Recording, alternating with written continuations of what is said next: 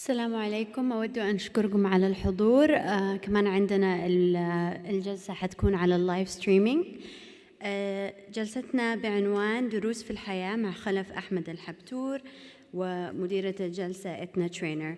Hello everyone, I want to welcome you to the session, and I'd like to welcome the audience on the live stream as well.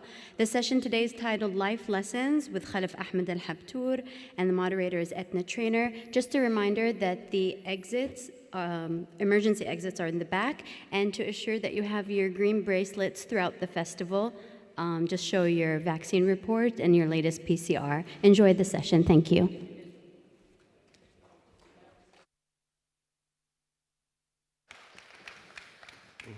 Thank you, Noura, so much. And we're going to get right down to business because I have an impatient man with me who has lots of great tales to tell us, and I'm so excited and I'm so honored to actually be here with him. I've been in Dubai more than 15 years, and this is the first time we've met, although you're in a photograph of mine from Vienna outside the... know that. So it's so good to have you here, and I know how busy you are, and minor little technical things. We'll have it all sorted here. It's good that I can still confuse a man. It always is it's a good accolade that I still can have. So while he's getting all set up there, he is, of course, Khalaf Ahmad Al Habtoor, the chairman and the founder of the Al Habtoor group of companies. We have lots and lots to talk about, and this here is the 14th edition of the Emirates Festival of Literature, so I'm absolutely delighted that you're all here. Yes, you run a big empire at the moment. You've written a few books that we have as part of the festival, of course, and that's really exciting too. But if I could maybe get started here, and if we were to look back on your life a little bit, it really tells the story of the UAE. Now, in your autobiography, you actually say that you were born in the right place at the right time. But also on page 17, you say that obsessing about the glorious past is somewhat of an Arab trait. So I'm not going to ask you to obsess about the glorious past, because I know how forward-looking you have always been and still are. But maybe for the few people in the room that mightn't know, can you give us the snapshot of what were those formative years and how important they were to get you to where you are? Thank you very much, and it is a pleasure to be here and in front of you, ladies and gentlemen. Thank you very much. And Mansour, thank you. Thank you. Well, it is very difficult to explain. I mean, if I explain from beginning, it will take me years and years. I did take that into consideration. It will be very difficult. But those days I mentioned, when we were little boys and with our parents, we were living great life. Even because we are not responsible, we have no responsibility. And what we eat, we share our food and our dates with our camels and the animals.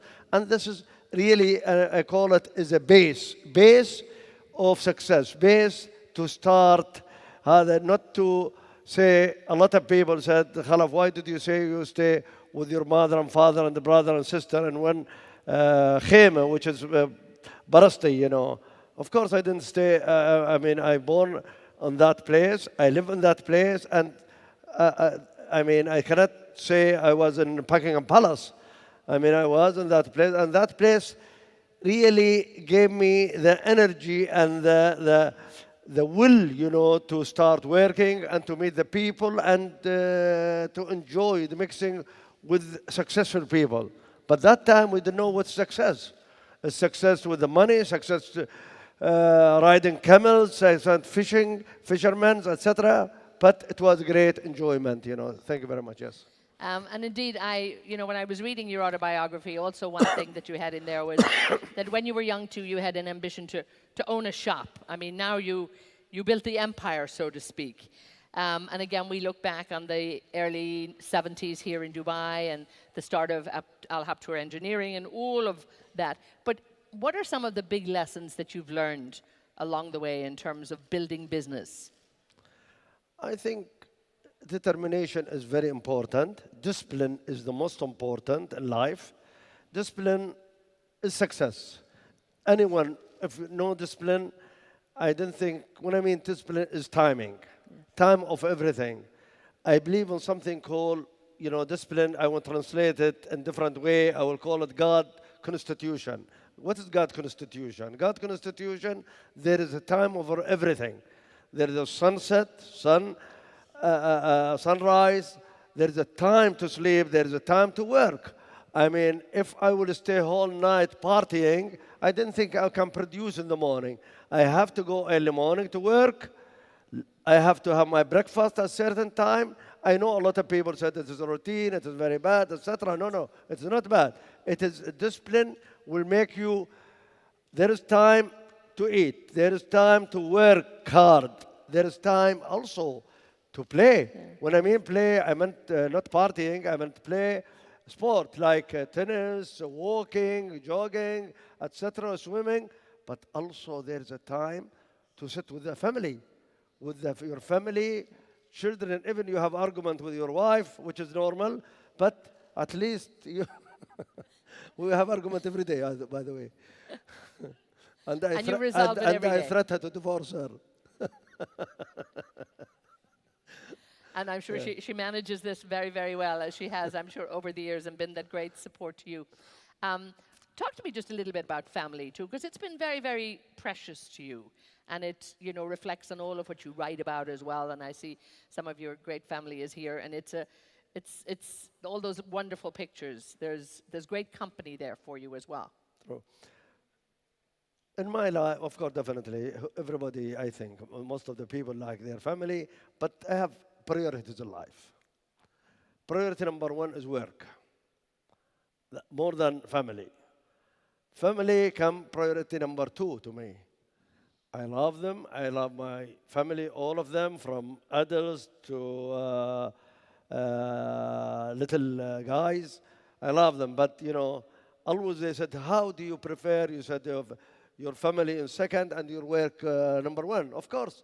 I mean, if you don't go and work hard and go and feed them and bring them money, they don't want you. They want to get rid of you. This is the facts. This is the truth. I mean, they don't want you. I mean, why they want you? If you are not producing for them. Yeah. And if you don't produce, no one will like you. Not the wife or daughter or son. I know, and it maybe sounds a little harsh when you say it first, but I think we all understand the great meaning because, you work also, I think, to show them the discipline, the care, and the fact that, together you're building something and also for them. So that concept of work for you, I think, is very much, it's what you're about. It's the core of what you do. And around that, it builds everything, I think, that you do. It reflects who you are. Is that right? Definitely. I mean, you work and they love you more if you pay them more. This is facts. I mean, there's no diplomacy on this. But again, I think it is. If your daughter, my daughter, I don't pay her, she is less, she'll love me less. But when I pay her more, she come at 5 o'clock, we take more me well, downstairs. see there, so it works. It works. It's a win-win for everybody, and I think that's what it has to be. Right, Meta? My granddaughter. There you go. So there's great encouragement there. There's method in your madness, if we want to put it like that. Also, when you talk about work, I've read many times that, retirement is not necessarily something that you see as an end goal that unfortunately, or fortunately for many, it can be. And again, I love your attitude in terms of, your holidays. So I suppose we were on the same page on that just as well, because we'd be having a fight up here if we weren't. But I think, is it that concept of you find something that you love, that you want to do, that you believe in, and therefore, in many ways, it's that great enjoyment. So even when you are having a little downtime, work still continues. Definitely. I mean, work to me is fueling, energy, power, everything, work. Without work, I feel there's something missing, something I cannot sleep, I cannot walk, I cannot this. I don't believe in that, Even I said I'm under pressure sometimes, work. I run away for a few days. But 24 hours I'm on the telephone with my work. Otherwise, without work, I have to create work. Even now, thanks God, I mean, all our companies under control, running, etc. But I cannot live with that routine, I have to create another project to make me busy. to make me busy and to make me, wake up even at night. Sorry, wake up and I'm thinking what I'm going to do. I have note to write, every night what I'm going to do. I wake up very early morning. I mean, that's my life. I love it. Good. I love it. I enjoy We're it. on the same page here because I'm loving this. I don't have to get into the work-life balance conversations because you found it. Yeah, but you are copying me now. Oh, that's it. Aye, now I'll be owing him one for this, at the end of it all. But talk to me. Let's look at Dubai, because I always say that, when I'm reading your story, I'm almost reading the story of Dubai unfold. And when you look at Dubai, recently this year it was voted the world's, best tourism destination. You've always been a main player when it comes to hospitality and real estate, but when it comes to hospitality particularly, Dubai being a great tourism destination, being a great place to live, it has Al Habtoor written all over it, so well done in that sense. But why did you always see the potential that was there? Let me explain you something. I mean, I born and raised in this country, in this city, and my father is a person whom he loves his camels, he loves riding, and he trained me how to ride camels, and we go together. And of course, I thought, to put Al Habtoor name everywhere where I can, give something, not only to me or myself or my family, also to give to the others, to help, to assist. This is why, Al Habtoor name only came.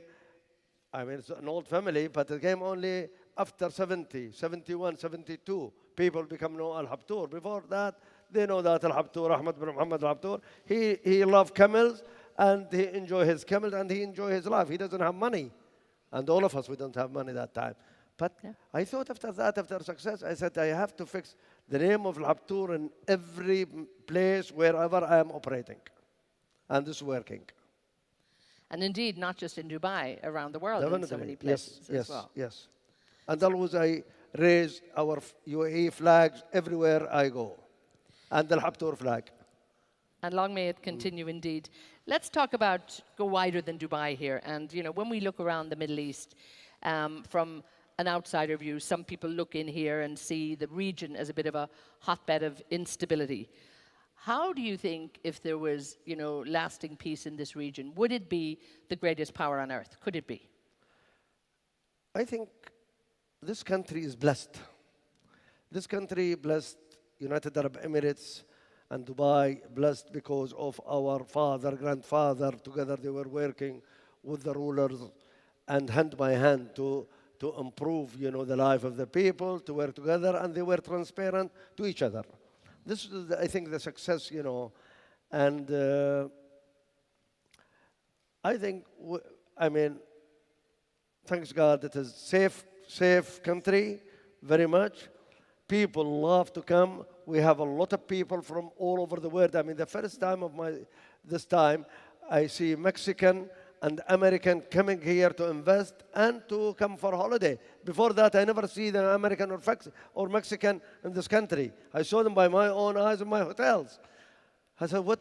Normally, the American, they come only as a professional, as a lawyer or a doctor, or etc., which they are, or the ambassador or the consul general, etc. But now you see them as an investor, as a people who want to stay here and retire and die even here.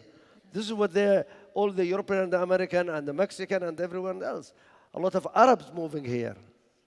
Asian moving here.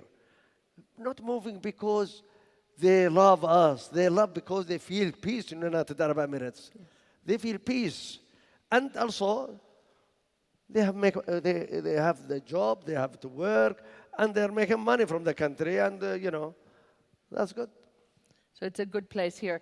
Looking at the world, and I know this could take us a week to, but there are big problems in the world when we look around today, and it's not just political.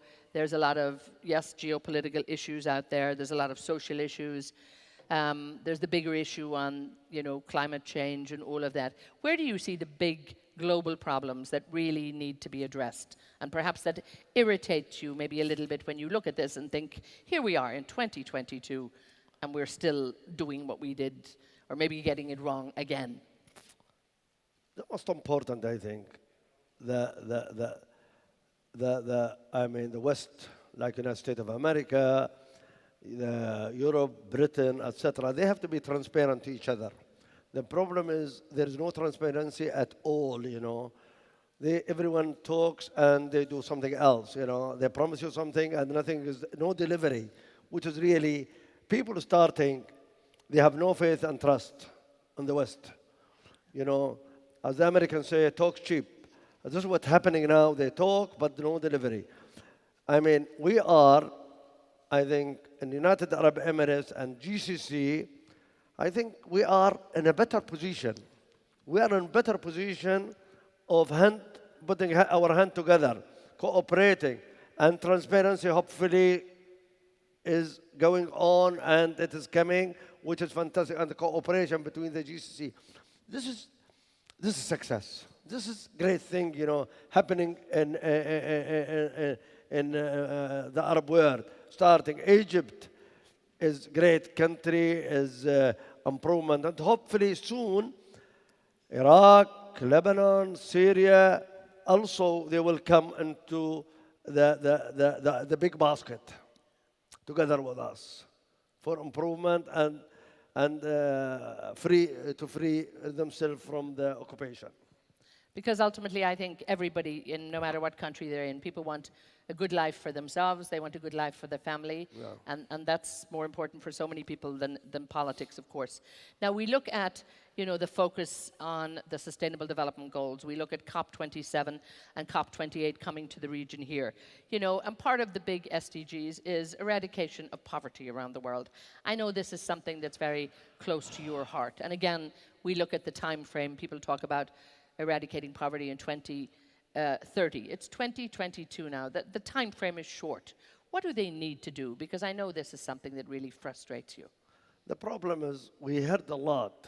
I work with the President Carter a lot. I work with him in assisting and bringing people together, especially the Israeli and the Palestinian. And we try to assist, and it works really. I sent delegation from United States, from Jacksonville, Illinois, from the university team. I pay for it with some professor to visit Palestine and to see the Palestinian schools and universities, and to visit also the Israelis school and university.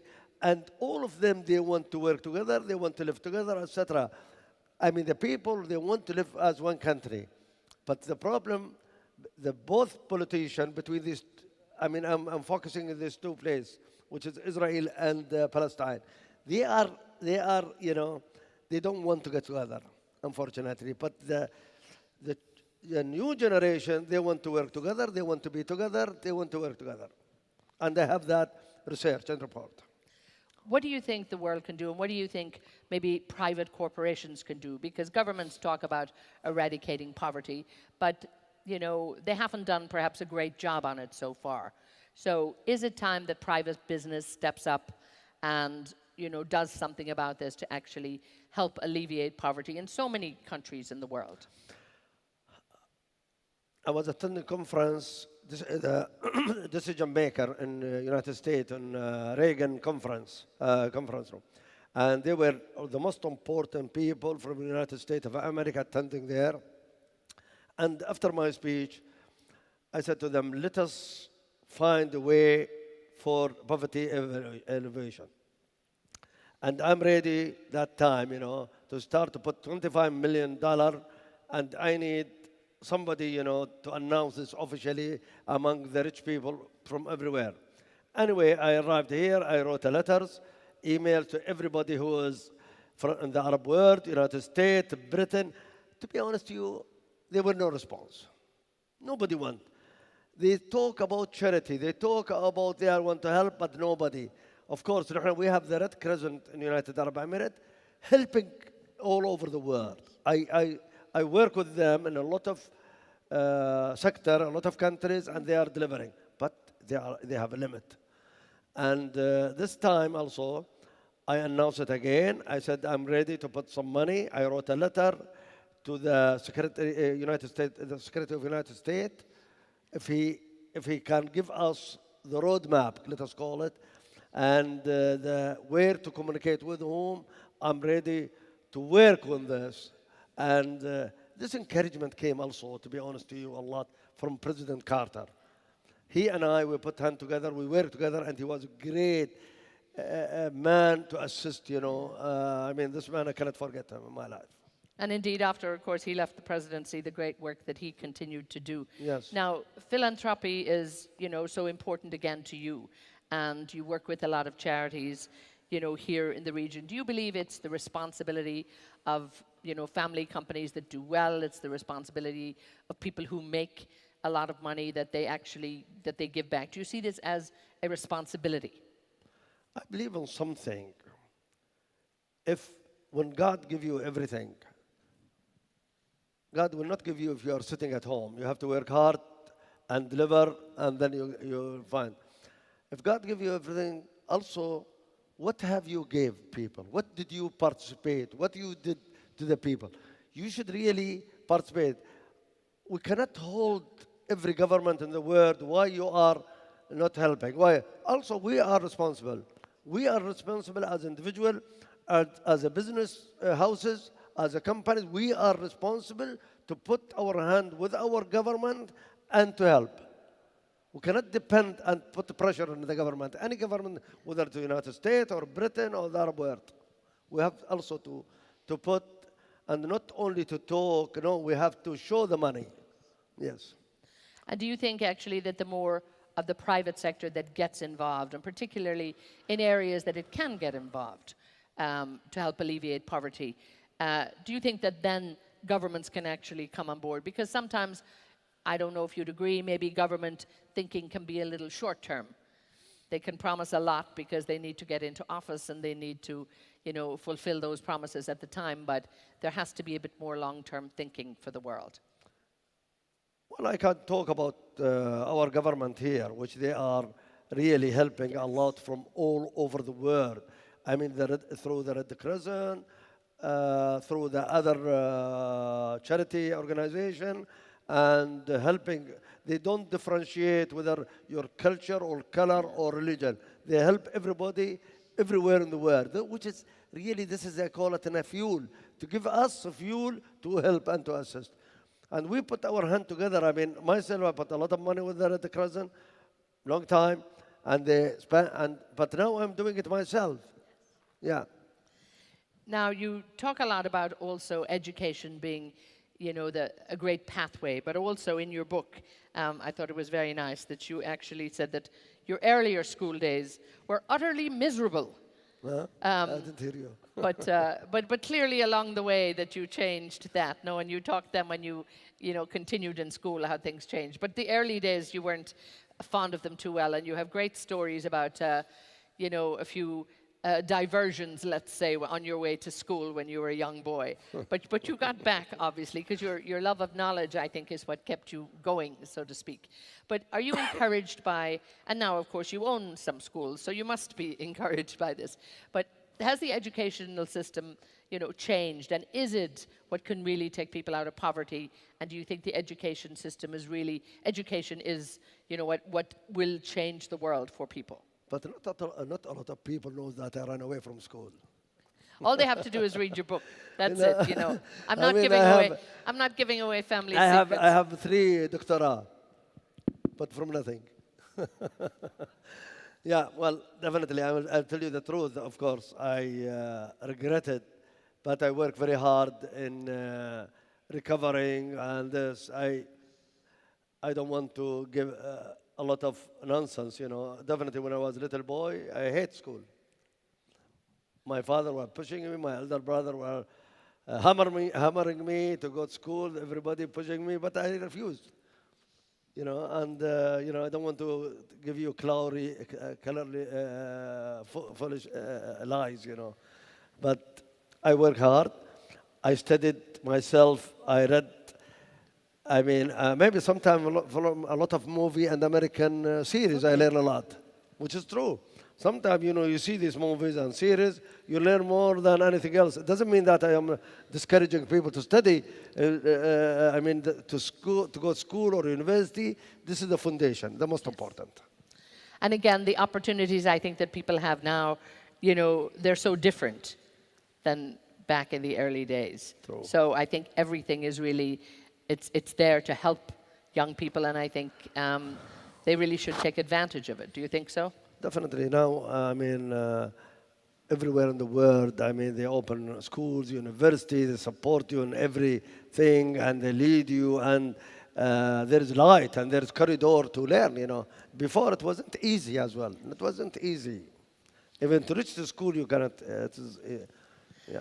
Indeed, yes. I grew up in Ireland, so we all got the story of, in my day, I walked 10 miles to school in the rain and in the winter. And but even in 50 years' time, people will be saying, in my day. Yeah. So in my day, my iPad didn't work too well. So that's what the new one will be.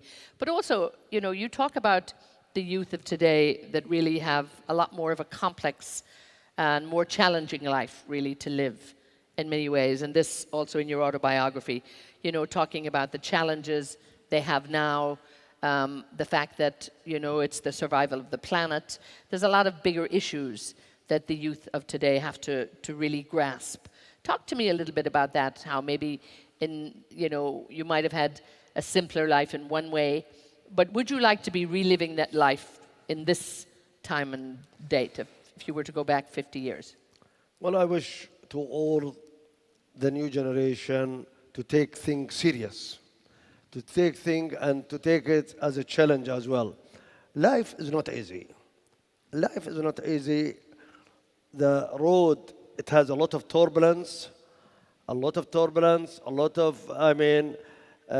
is not easy, rough road, but we have to try to smooth it, to do something, but this needs work. You cannot sit at home and you think you are going to be successful and to participate in success of your country. You have to work hard. You have to think positive. You have to never ever, think negative. Never sit with anybody who is negative. Always you have to be positive, even in trouble, even in life, which is really difficult for you. But you have to think positive. I'm going to do it. I'm going to do it tomorrow, after tomorrow, if I cannot do it now. And my advice, always sit with the people who talk positive, smile, happy people. Any person, even if anyone of my family is negative, I will not sit with that person. Never. I know a friend of mine, we live together and we work together now, always he's negative. But I don't want to mention who. But he knows if he's got to come and see you, he's got to have a little lighter, brighter demeanor, or else he'll get a different audience. But, you talk about, your family and your grandchildren bring that great energy. What would they come to you for? Because I can see you bring that great energy to them too. What advice would you give them, in terms of how to live their life? Is it, you mean the little guys or the big? Who listens best? My advice, always I advise them. Sometimes I don't want to give up of advise them, but sometimes you cannot. They are becoming young men, of course. And you want to help them. Sometimes they don't want to help themselves. I can't talk about my grandchildren, some of my children. I'm trying, even they don't want money, but they don't want to cooperate or listen even.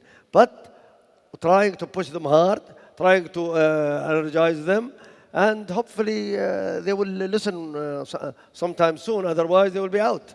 But we've all been in that situation. We've all been in the Maybe time. you, not me. Oh, I see. Yes. Okay. Oh, well, reading back that autobiography, there were a few times you didn't listen either. So Yeah. I think when we look back on the sort of strong hand your mother had in your life too, she had to advise you a little bit every now and then, particularly when you didn't want to listen. How quickly he forgets, huh? Yeah. Now listen, I know you're a man of strong faith, and it definitely has formed a lot in terms of your outlook on life. Talk to us about another book that you had commissioned, Final Mission.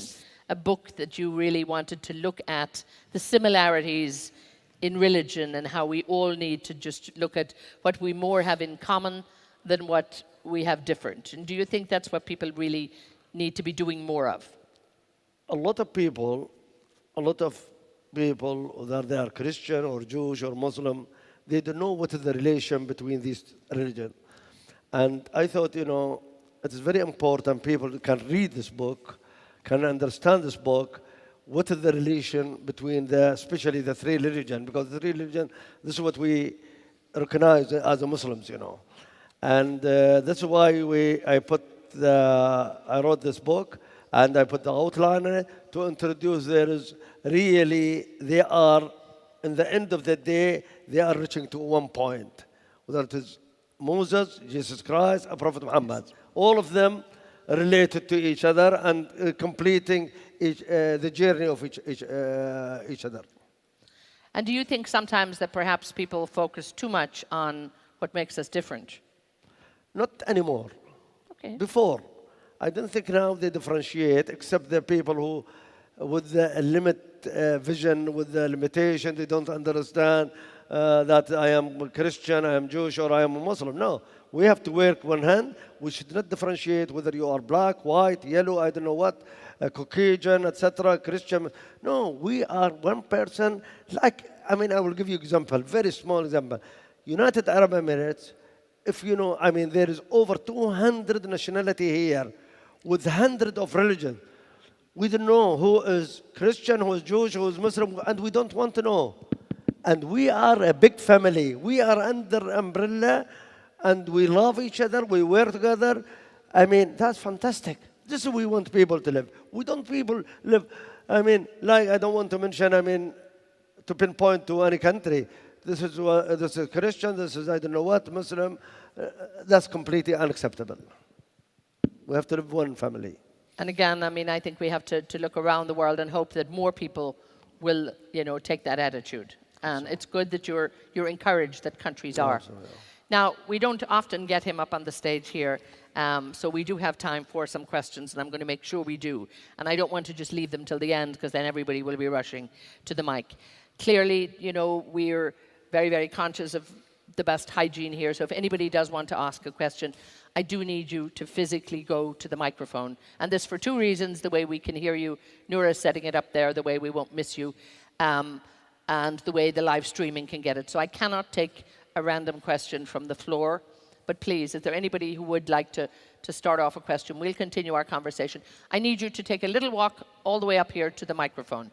It's the only way that we can accommodate you at the moment. And it'll be fine. It's good. It'll break the energy for you sitting down. So, and just let us know who you are and what you'd like to ask Mr. Al Habtoor. السلام عليكم. السلام ورحمة الله. أنا أحمد وقاص العلقي. كان عندي سؤالين لو تسمح. تفضل. السؤال الأول ما هو أبوي بعد ثبك على الميكروفون شوية.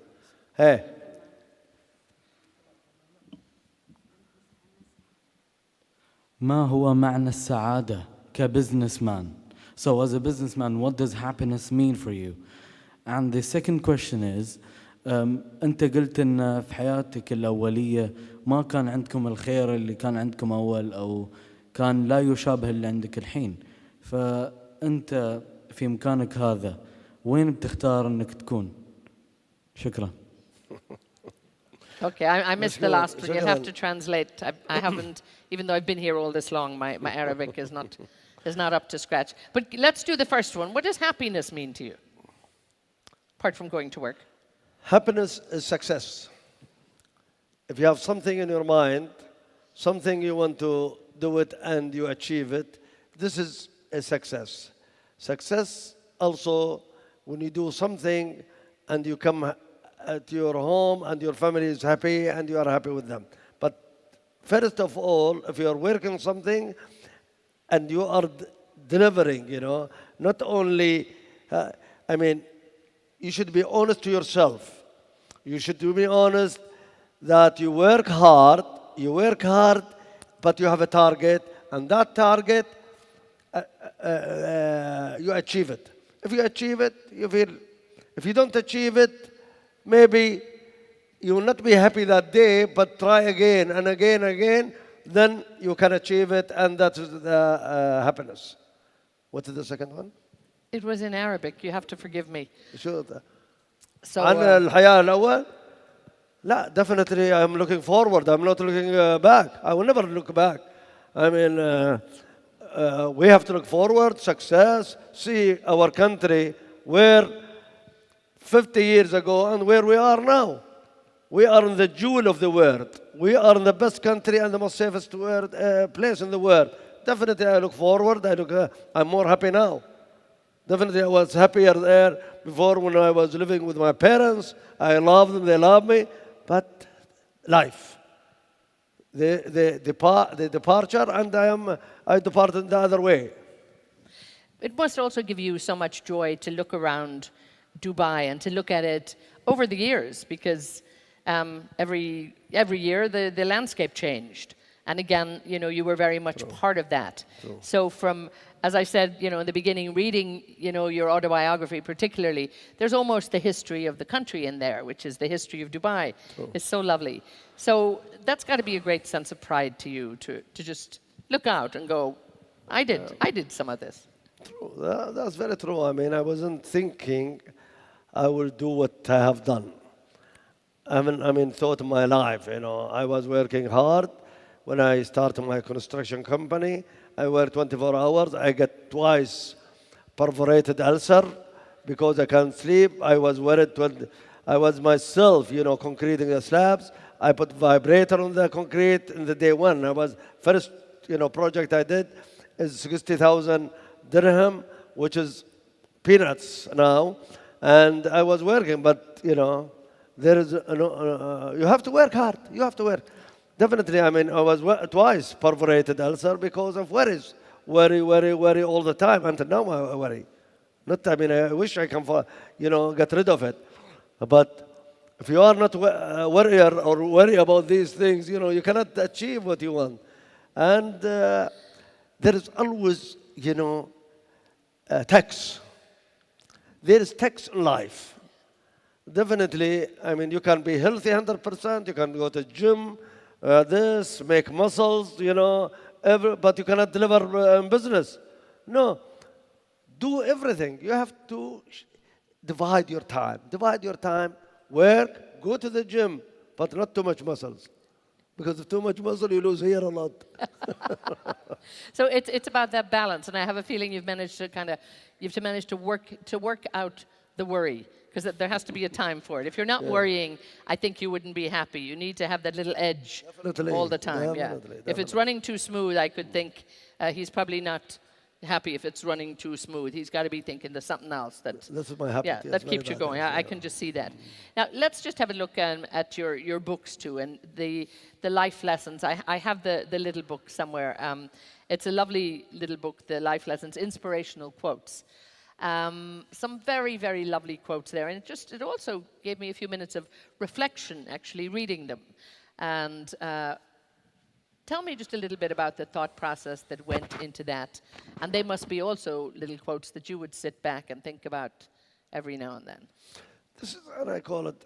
I thought, you know, to put as a brief guideline to help people, to assist people, to see example, and also the trial and error, you know.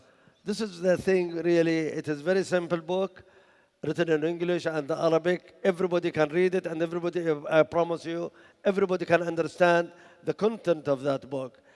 I shorten it from my autobiography, from my thought, from my experience, and I think this book will help a lot of people to, and you can read it comfortably. I know some people, they don't like reading.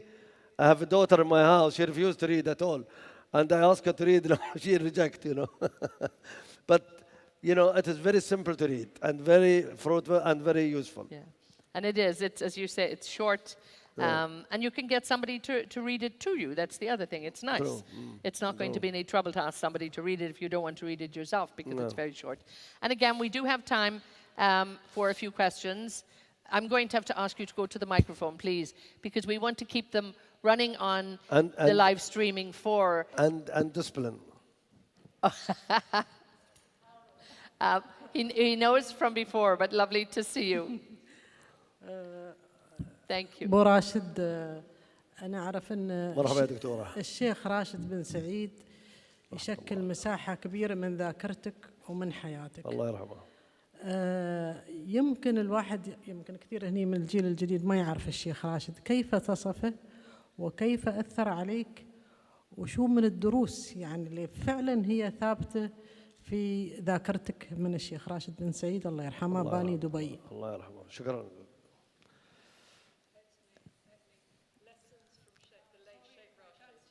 No, No, not that's at okay. all. But for our audience at home who needs lessons from the late I will.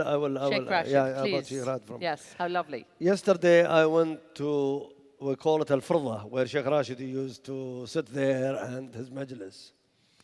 I went there to talk about business and improvement of support of the government.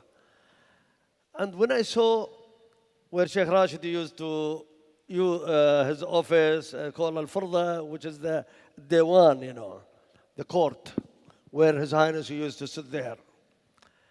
I remember the steps, which every day I come twice to see him there, and I run over the steps going up, And I look at it. To be honest to you, I swear to God, I was going to cry. I remember they told me, go, this is all open, you can see. I said, no, I don't want to see it, because if I see it, I will be miserable, to remember Sheikh Rashid, rahmatullah alayhi. Sheikh Rashid was a school. I remember when I was a boy, my father was forcing me, he can see me, I like to work. He can see me, my father, that I can do something. He said, Khalaf, you have to meet Sheikh Rashid. I said, no, I don't want to go to see Sheikh Rashid. I mean, he is the ruler and I am a boy. He said, no. He grabbed me, my hand, and he took me there. We enter, there is about 100 men sitting around and everybody looking at you. I walk, I'm not comfortable. I felt myself, not happy at all, shaking, going. Say hello to Sheikh Rashid. Then I sit near to my father. My father sat there next to Sheikh Rashid or, a little bit. And then, same day I said, I'm not going. Don't force me. No. He said, no, you will go. I said, no, I cannot go because I'm not enjoying everybody looking at me. And I am a boy, I cannot see all these adults, and etc. And later, he said, no, you must. Let me explain you something. Imagine that my father, he's not graduating from MIT or Harvard or Oxford or Cambridge. No, he knows about poem, he knows Quran, he knows, riding camels, this is what he knows. He's not, he said, when you enter there to the majlis, don't look to anybody, just look to the eyes of Sheikh Rashid and think that's the only one he's sitting in Sheikh Rashid, nobody else. I said to him, I cannot, because everybody looking at you. And the majlis is narrow as well. It is not like this. He said, try. I tried once, twice, then I felt more comfortable.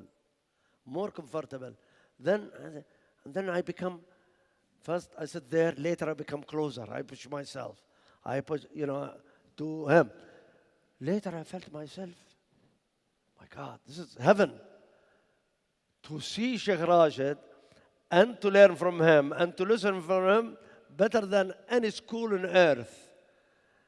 Definitely, I can say, I don't want to talk a lot, but I learn a lot of the discipline Sheikh Rashid.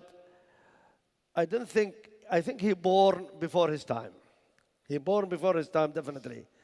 He has a vision, thinking of years and years and years, and he doesn't differentiate between this person or that person, whether you have the money or you are zero in your pocket.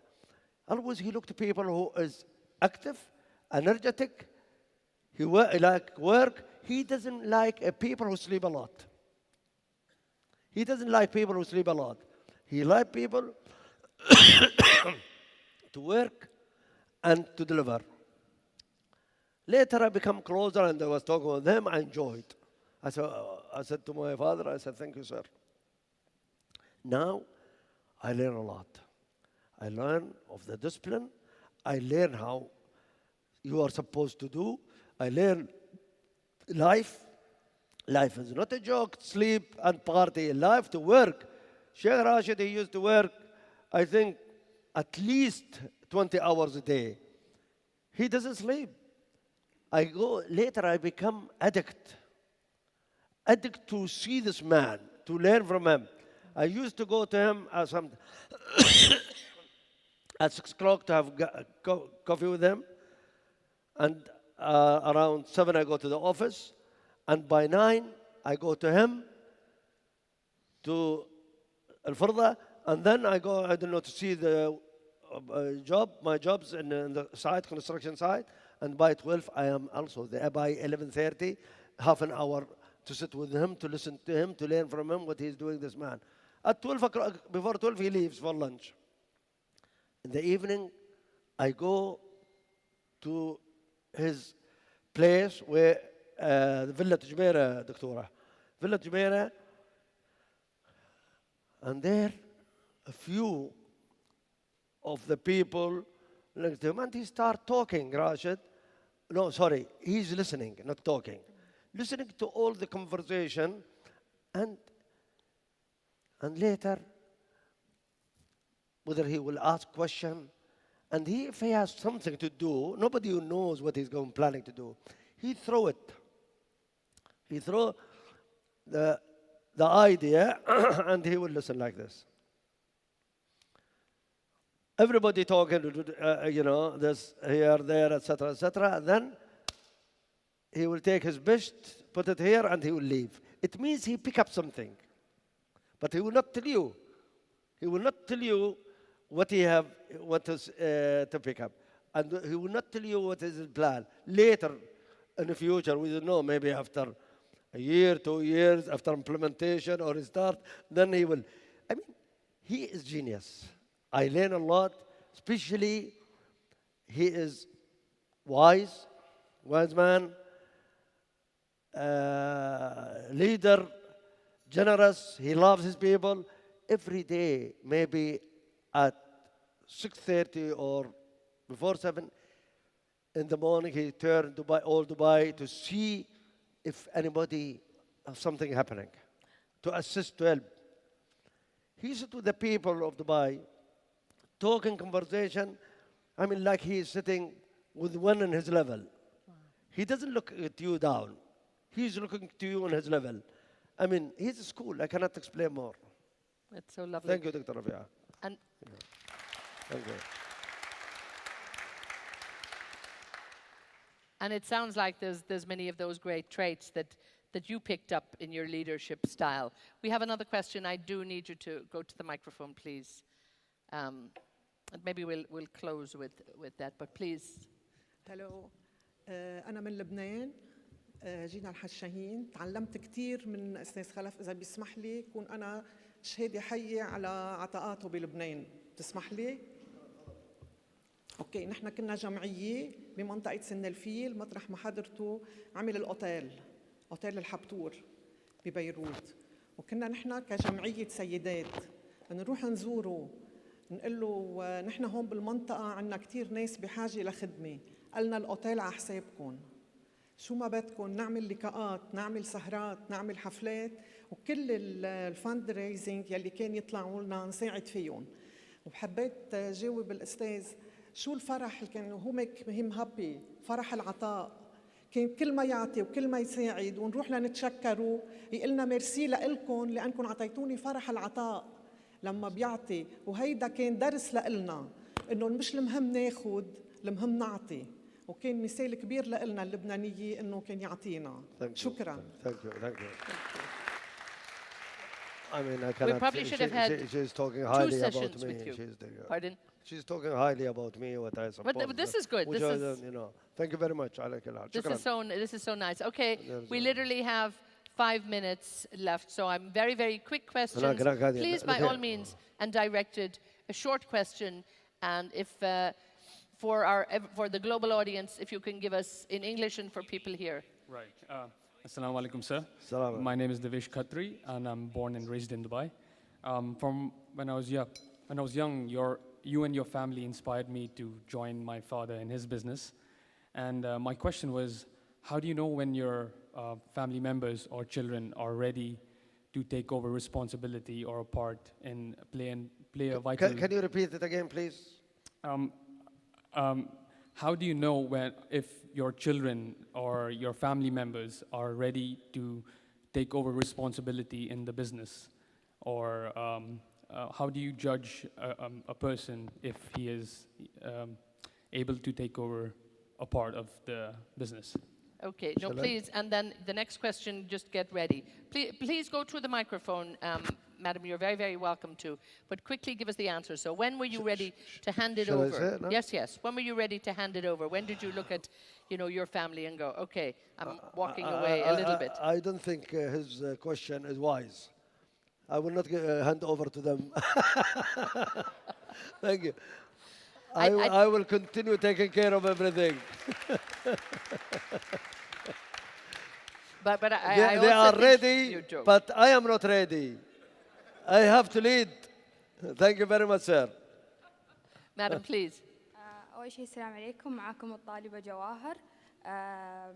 تخرجت من الثانوية السنة اللي فاتت ولم يحالفني الحظ إني أكمل دراستي الجامعية، ولكن أنا أشكرك سعادتك وعلى ما تفعله، وشكرا جزيلا لك على ما تفعل، وأنا جدا سعيدة بوجودي هني،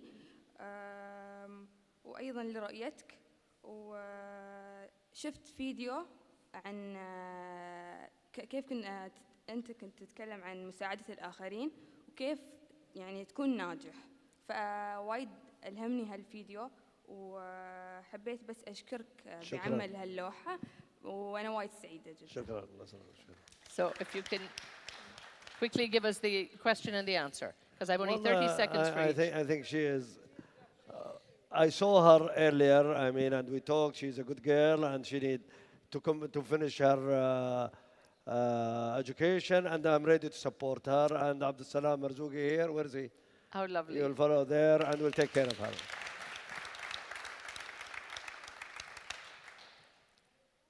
معك أسماء. طويل العمر، بغيت أسألك سؤال. أنا الحين في طور أني أسوي بزنس، فأبغي أعرف منك شو النصائح اللي تنصحني فيهم، كوني مبتدئة في المجال لكني أشوفك قدوة في هذا الشيء. شكرا. والله أول شيء شكرا أتمنى التوفيق. I cannot, there is criteria, but I cannot explain it. How you make a business, because I don't want to tell you something which is wrong or something. It has a lot of things. I cannot explain it. اعذريني لأنه صعب جدا الحياة. Sorry. But I think some of it might come back to focus and dedication and hard work. I think you cannot say it. And we're a little short on time, but definitely I think reading his book will give a bit of inspiration too. We have literally 5 minutes, so the questions can take no more than 30 seconds, and the answers can take no more than 30 seconds. Assalamu alaikum wa rahmatullahi wa barakatuh. My name is Esma Al Janahi from UAE. I just want to say that I learned a lot from His Excellency Khalaf Al Habtoor.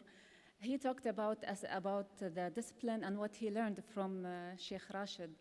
And I'm here to say that I'm learning a lot from you, and that's why I have my 3 daughters with me today to learn from your discipline, your work, and work-life balance, and all the life lessons that you give us. So I just appreciate that, and I would like to say thank you very much, and I wish you all the best. Oh, that's so lovely. Thank you. So lovely to hear that. And wish you the best, you and your daughters. Your Excellency, Mr. Al Habtoor, thank you for sharing your life's lessons with us. It is very valuable. I have been a UAE resident for more than 12 years. I have traveled around UAE, many places, and outside of UAE. But recently only I found out this beautiful mosque called Farooq Omar bin Al Khattab Mosque nearby.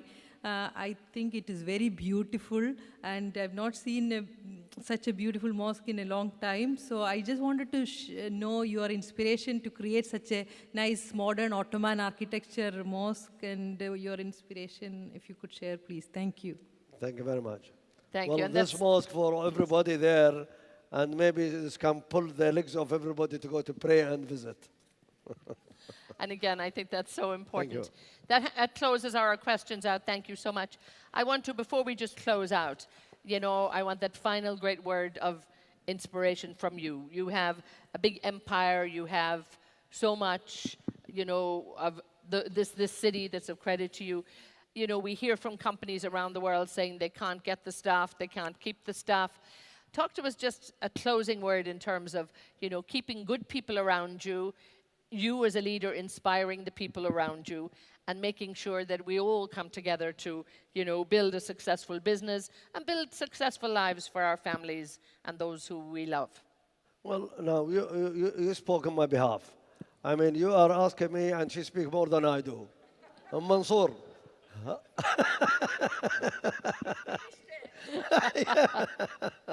Well,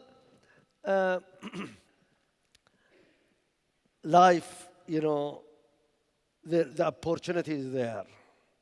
The opportunity is there, and we are, I can say, in the starting point. If we want to succeed and if we want to win, we have to look forward. The road has been the path for us. It is easy road, provided we know how to plan things, we know how to study it, it become easy. Otherwise, it is very complicated. Therefore, I encourage every one of us, everyone, including me, you, everybody, to take things serious. If you don't take things serious, and you know, you will never ever succeed. Don't be reluctant. Don't be reluctant. You have to think. Maybe you will fail 1 time, 2 times, 3 times, but doesn't matter. Don't give up. Continue and believe me. Nahna, thanks God, we are in United Arab Emirates. We have the base. We have the support. And we are together, working together here, us and our government. This is why we achieved the success. Thank you very much. And thank you so much. And thank you for those Thank you. closing words of inspiration, really. Thank you very much. It's so lovely. And really, that brings us to the end of the session. Hopefully, you'll be able to sign a couple of books, and I'm going to hold you to sign my book before you go.